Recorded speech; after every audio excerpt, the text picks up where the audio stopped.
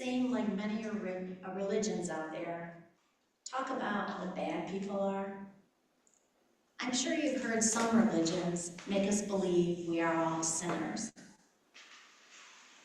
I remember hearing a story of a pastor of a certain church gave loving and uplifting sermons.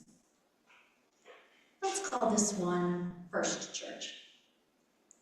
Then one day, the congregant attendance went down, and they started going to another nearby church. Let's call this one the Second Church. So one Sunday, the pastor from the first church went to the second church to find what was so appealing about that church.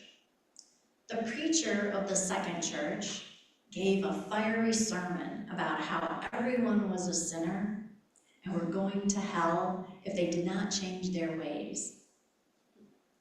So the pastor of the diminishing congregant first church changed and started giving fire and brimstone sermons as well. And guess what happened? His congregation started coming back to the first church. If you are not familiar with the term fire and brimstone, it refers to the threat of hell or damnation, a punishment that lasts forever after death. To punish those who do not obey or believe in Jesus Christ or a certain God. This is a man-made belief, because I do not believe Jesus usually preached hellfire and brimstone against sinners.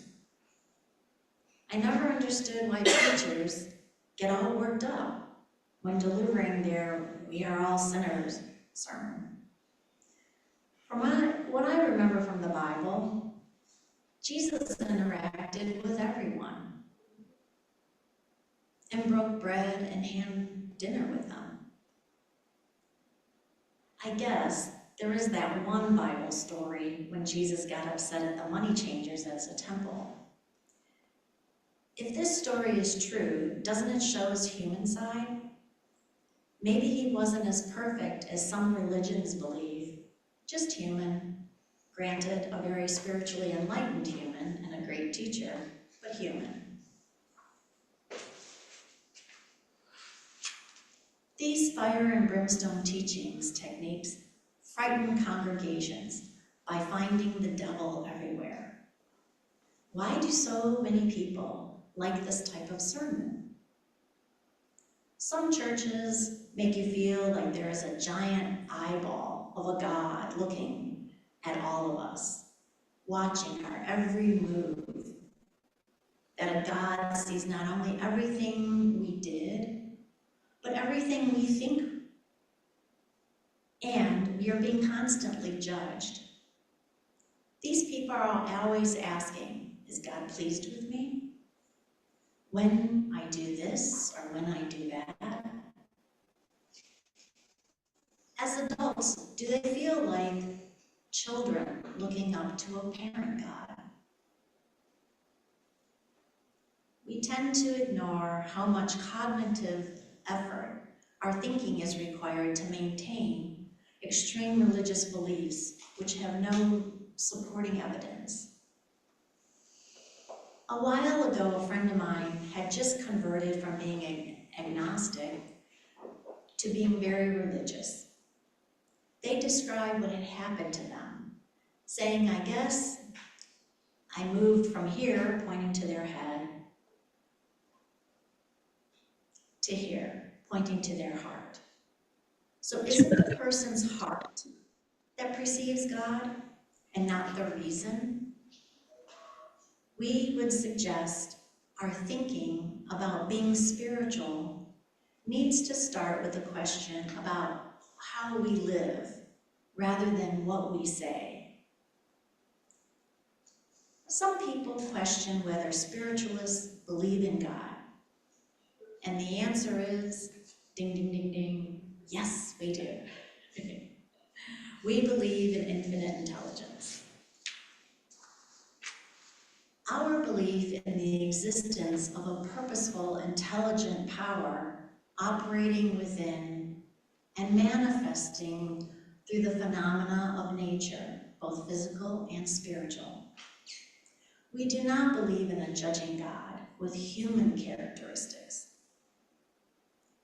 It is confusing and inaccurate to attempt to define God because it's impossible for our finite minds to fully comprehend the infinite. It can be said that there must be a motivating force with an evident purpose behind the phenomena of nature.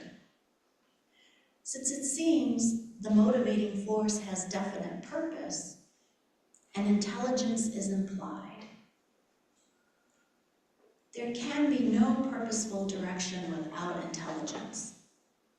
The scope of this intelligence is so vast, incomprehensible, that is why we call it infinite. The concept of natural law is a major philosophy and a basis for the support of many beliefs in the religion of spiritualism. Spiritualism's concept of God is infinite intelligence and the law of all nature. Meaning natural law applies to both the physical world and the spiritual world. We understand the laws of God are constant, never changing, and ever present. Spiritualism's idea of God leaves everyone the freedom to understand God in one's own way and to the best of one's ability. Spiritualism does not demand that each person think as a spiritualist thinks. Spiritualism offers a God concept designed to be the light on our path. This concept offers an awareness to cling to in times of sorrow or disappointment.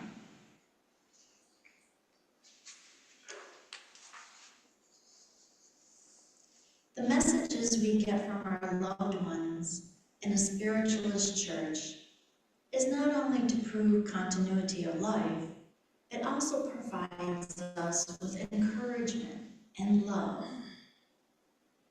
It may occur to us, I own these thoughts. Nobody knows what I'm thinking right now.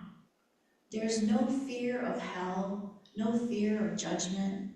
I don't have to be right or wrong. I can just be me. All you have to do is be aware of yourself. Now, how does this make you feel? Does it feel like charges have been dropped for a crime which you have been falsely accused of? To some, it may be exhilarating and frightening all at once. It's like when you're ready to jump out of a plane to skydive. You can be terrified but excited at the same time. There's a point where you think, all right, let's do this. Let's jump.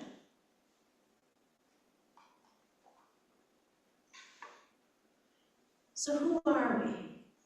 Why do we so often fall short of our goals for ourselves and others? By seeking to understand our limitations and accept ourselves for who we are, we ease the hurt and move toward a greater sense of serenity and self-awareness. The story of our imperfections brings us to a new way of thinking and living that works in today's world.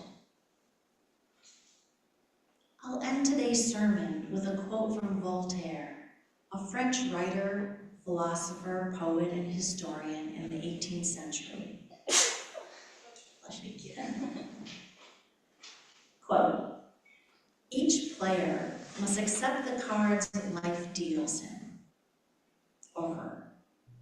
But once they are in hand, he or she alone must decide how to play the cards in order to win the game. Amen.